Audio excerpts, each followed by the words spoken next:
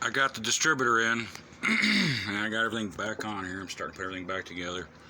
I didn't end up pulling a motor. What I thought was I'll just pull the intake and see. I went over to the old motor first before I tore that thing apart. Look how bad the inside of that thing is. Anyhow, so I took the intake. I'm gonna grab it here. And turn around, I got backwards. What I found out was, like, here's the old distributor. And if you go and take, I don't know how I'm going to be able to do this, but what I did was I took the intake off, cleaned it all up, and found that you can do that. Don't set it down on top of it yet, but I set it through like that. Then I took the intake and set it down. Heck, plug. Anyhow, I just set it down on top. So, set it down like that after I, redid the China wall gaskets. And it's a good thing I did, because I'll show you what's going on here. I used this Permatex. I don't know if it'll even focus. Probably won't focus. But it says it's hard setting.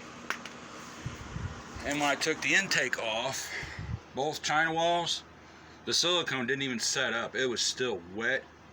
And I'm like, the intake's been on the engine for a while before I even put it in. So I'm like, well, I'm glad I had to do that. I guess it's one of them things that it just happens for a reason type deal. So if I wouldn't have had problems with that distributor and I fired this thing up going down the road, it had pushed the gasket material out, and then it had a huge oil leak. So black RTV. What did I do with that? I think I threw it out. Anyhow, yeah, that's what I used. I had black RTV that I usually use on the intakes. I either use the black or the blue, and I happen to have that other stuff lying around, so I just went ahead and used it. And I'm like, now I know better now. I'll just stick with what I always use. I gotta find a nut for that stud sticking out over there. Dig through everything, find where that is. Still gotta hook the grounds up. A bunch of stuff there needs to be hooked up, and of course the plastic freaking vacuum lines. I tried not to break any, and I broke two now. So I have vacuum on. I'm just gonna have to repair them. It's these hard lines here. They broke that one off. That one goes over there.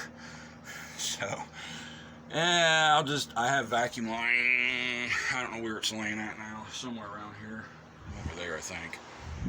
And I already had to do it on one spot over there. Just if you break these things off, like I did here, you can go get vacuum line that's the outside diameter of this and just slide it down over each side and put it back together, because as far as I know, I think I have to order those plastic lines.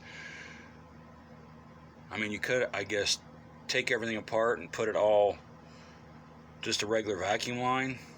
It has elbows and stuff on it. I don't know if I would do that because it coming out and kinking it. I don't know. I'm trying to make it right.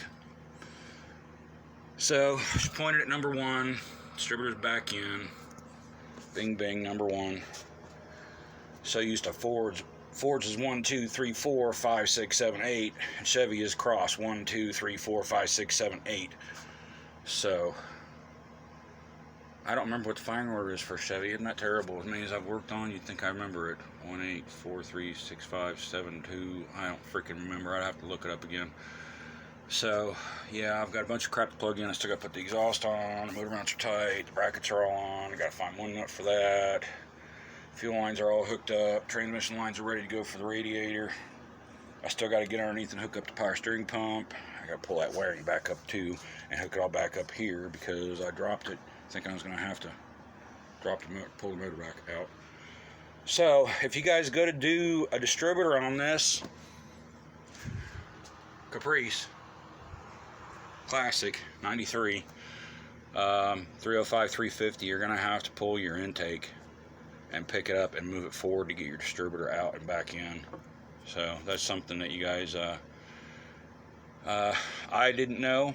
Like I said, I hadn't done it yet.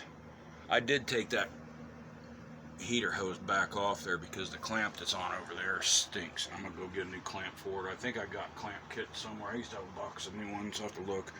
I'll replace that clamp. I want to make sure everything's right. Make sure the clamps are like new. Everything's tight. Not gonna leak. I don't want any problems with this thing. Him saying, you know, something's wrong. I want him to be happy and just go down the road. He's a really nice guy. So sooner or later I need to get a hold of him. I keep remembering I need to call and see what his YouTube channel is so I can give it to you guys. But anyhow, please like and subscribe, and thank you again for watching.